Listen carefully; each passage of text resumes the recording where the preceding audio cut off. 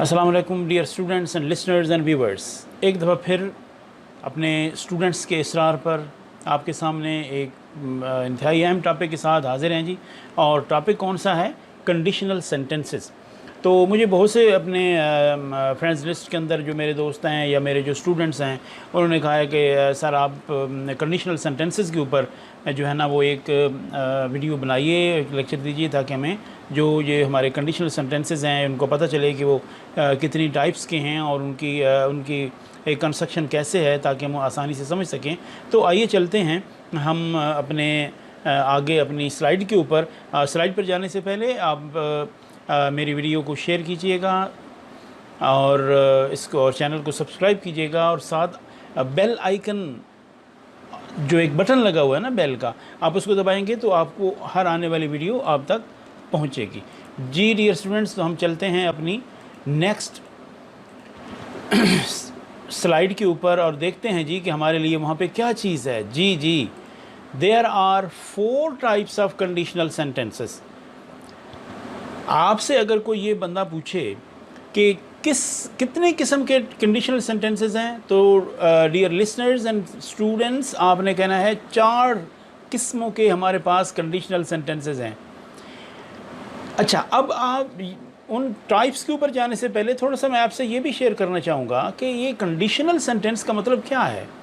Condition, जैसा कि आपको ये समझ आ रही होगी कि कंडीशनल सेंटेंसेस बेसिकली एक शर्त होती है और शर्त रखती जाती है, और उस शर्त के पूरे होने के आगे जो सेकंड सेंटेंस है वो रिज़ल्ट पे आता है कि भाई अगर आप ऐसा करते हैं तो ऐसा हो जाएगा, अगर आप ऐसा नहीं करेंगे तो हम भी ऐसा नहीं करेंगे, अगर आपने ऐसा किया होता तो ऐसा हो जाता।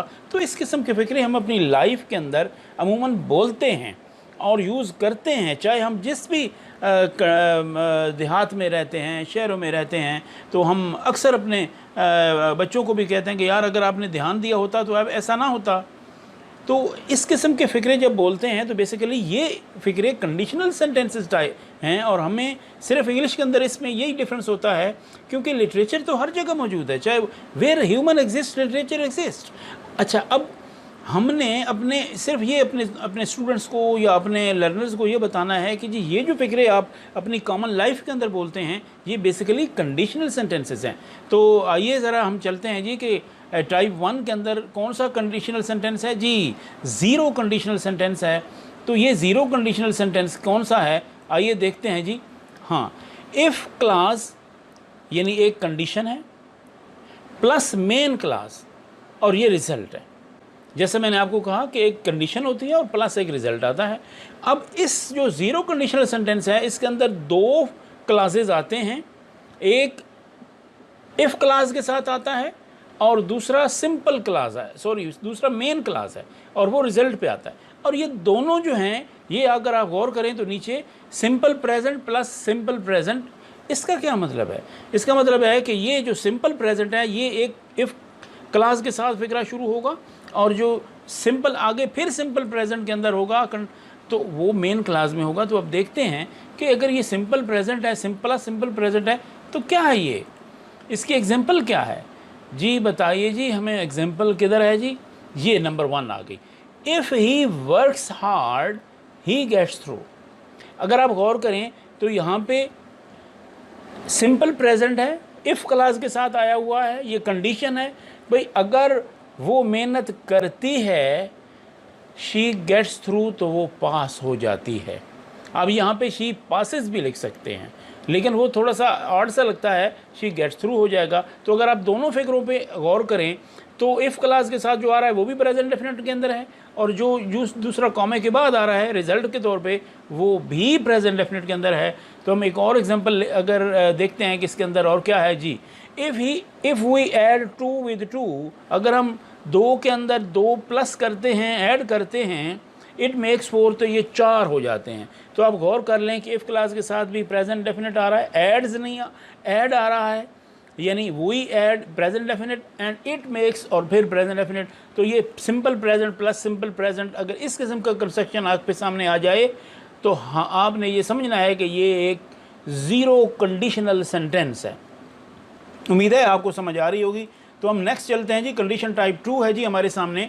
तो आप ये देखिए कि it is possible and very likely that the condition will be satisfied. ये मुमकिन है और बिल्कुल जी मुमकिन है जी कि ये वो कंडीशन है वो सेटिस्फाई हो जाएगी। मसलन एक इफ़ क्लास के साथ सिंपल प्रेजेंट में आएगा और इसमें अब चेंज ये आ रहा है कि ये फ्यूचर इंडेफिनिट इसके आगे साथ जो दूसरा फिगर होगा वो दोनों सिंपल प्रेजेंट पे नहीं जाएंगे, बल्कि एक सिंपल प्रेजेंट पे आएगा जो कि इफ़ क्लास के साथ आएगा और जो दूसरा है वो फ्यूचर इंडेफिनिट के साथ आएगा। तो इससे एग्जांपल अगर आप गौर कीजिए नीचे, तो इफ़ ही वर्क्स हार्ड, ये आ गया सिंपल प्रेजेंट पे, and he will get through, तो यहाँ पे आ गया फ्यूचर इंडेफिनिट। तो एक अगर ऐसा आ जाए फिक्र आपके सामने कि एक हिस्से में कॉमे से पहले इफ़ क्लास के साथ प्रेजेंट डेफिनेट लगा हुआ हो और कॉमा के बाद फ्यूचर इंडेफिनिट लगा हो, तो आपने बिल्कुल बग़ैर कोई परेशान हुए आपने कहना है जी, क्योंकि हमें पता है कि एक हिस्से में सिंपल प्रेजेंट आ रहा है, दूसरे यहाँ पे दूसरे हिस्से में फ्यूचर इंडेफिनिट आ रहा है, तो ये एक कंडीशनल टाइप 2 सेंटेंस है जी। नेक्स्ट हम चलते हैं जी कि कंडीशन, नेक्स्ट हमारे पास क्या है जी, जी ये है जी condition type 3। Condition type 3, it is possible but very unlikely that the condition will be set. अब पीछे जो हमारे पास था उसमें था कि it is possible but very likely, लेकिन यहाँ पे है कि it is possible but very unlikely that the condition will be fulfilled, कि ये मुमकिन है लेकिन बहुत अनलाइकली है कि कंडीशन जो है वो शर्त जो है वो पूरी हो जाए। मसलन इफ़ के साथ अब ये सिंपल प्रेजेंट नहीं रहेगा, अब ये सिंपल पास्ट आएगा, और जो कंडीशन आगे आप क्या होगा, वुड का इस्तेमाल करेंगे और एक इन्फिनिटिव लगाएंगे। अब नीचे ज़रा आप एग्जांपल देखेंगे तो आपको समझ आ जाएगी। If we found his house, तो इफ़ वी जो फाइंड इसकी सेकंड फॉर्म फाउंड हो गई, तो ये कॉमे से पहले सिंपल पास्ट टेंस है और कॉमे के बाद वुड और सेंड, यानी वुड लगा हुआ है और फिर प्रेजेंट डेफिनेट सॉरी और फिर पहली वर्ब की पहली फॉर्म लगी हुई है जिसको हम इन्फिनेटिव के तौर पे भी ले सकते हैं। हिम अ गिफ्ट, यानी अगर हम उसका घर पा लेते तो हम उसको तोहफा भेज देते। इफ़ वी, यानी समझने की बात यह है कि कॉमे से पहले सिंपल पास्ट लग गया और कॉमे के बाद वुड लगा हुआ है और आगे इन्फिनेटिव है, या आप इसको कह सकते हैं आगे वर्ब की पहली फॉर्म है, वुड और वर्ब की पहली फॉर्म। इस बात पे आपने मेरे लफ्ज़ों पे गौर करना है कि वुड और वर्ब की पहली फॉर्म सेकंड कॉमे के बाद आ जाए और कॉमे से पहले पास्ट इंडेफिनिट आ जाए, तो ऐसी सूरत में इस कंस्ट्रक्शन के अंदर हम कहेंगे कि ये कंडीशन टाइप 3 है।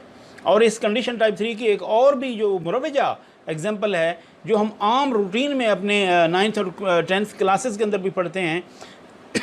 If I were rich I would buy a new car, अगर मैं अमीर होता तो मैं एक नई कार ख़रीद लेता। तो आप देखें कि इफ़ आई वर रिच ये एक पास्ट टेंस है, यानी अगर मैं अमीर होता, यानी इसको सिंपल पास्ट में लेके जाएंगे क्योंकि वर्क का इस्तेमाल है, और I would buy a new car, तो मैं एक नई कार ख़रीद लेता। तो आप देख लें कि इट इज़ पॉसिबल, ये पॉसिबल तो है but very unlikely that the condition fulfil, लेकिन ये एक ख्वाहिश सी है जो जिसके पूरा होने की जो उम्मीद बहुत कम है। तो हम ऐसी सूरत में हम कहेंगे कि ये एक कंडीशन टाइप 3 सेंटेंस है।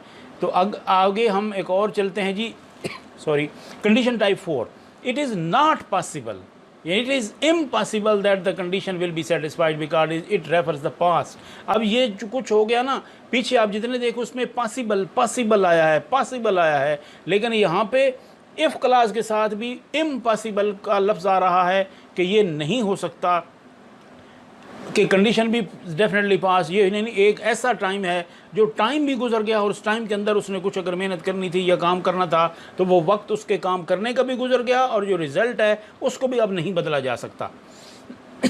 इसकी एग्जांपल आप ले लीजिए, तो सॉरी अगर इसकी फॉर्म देखनी है तो पीछे जो हमारा कंडीशन टाइप 3 था उसके अंदर था इफ़ क्लास के साथ पास्ट इंडेफिनिट, लेकिन यहाँ पे अब तब्दीली क्या आ गई, पास्ट परफेक्ट, यानी हैड लगेगा और वर्ब की थर्ड फॉर्म लग जाएगी और आगे रिजल्ट के तौर पे वुड और साथ हैव और थर्ड फॉर्म ऑफ वर्ब लगेगी। तो पीछे जो हमारा कंडीशन टाइप 3 था उसके अंदर कॉमे से पहले सिंपल पास्ट और कामे के बाद वुड और वर्ब की पहली फॉर्म थी। तो अगर आप एग्जांपल देख लें तो if he had found her house, if we had found her house we would have delivered her a gift. तो आप देख लें कि कैसे we had found past perfect पे चला गया और आगे वुड हैव और third form. If he had worked hard, अगर उसने मेहनत की होती, he would have gone through, तो वो पास हो जाता। तो ये देख लीजिए कि किस तरीके से कामे से पहले पास्ट परफेक्ट लगा, हैड और थर्ड फॉर्म, और फिर वुड हैव और थर्ड फॉर्म, ये तीन इस किस्म का कंस्ट्रक्शन का सेंटेंस अगर सामने आपके आएगा तो वो कंडीशन टाइप 4 होगा। तो डियर स्टूडेंट्स, मुझे उम्मीद है कि आपको अब ये चारों कंडीशनल सेंटेंसेस बिल्कुल तंग नहीं करेंगे और आप डिफ्रेंशिएट कर सकेंगे कि किस तरीके से हमने इन चारों टेंसेस को समझना है। तो दोबारा आपको मैं ये कहूँगा कि आप अगर वीडियो पसंद आए तो उसको लाइक कीजिए, शेयर कीजिए और इस चैनल को सब्सक्राइब कीजिए, क्योंकि हर आने वाली वीडियो आप तक पहुँचेगी और आपको इसका साइन मिलेगा। Thank you very much.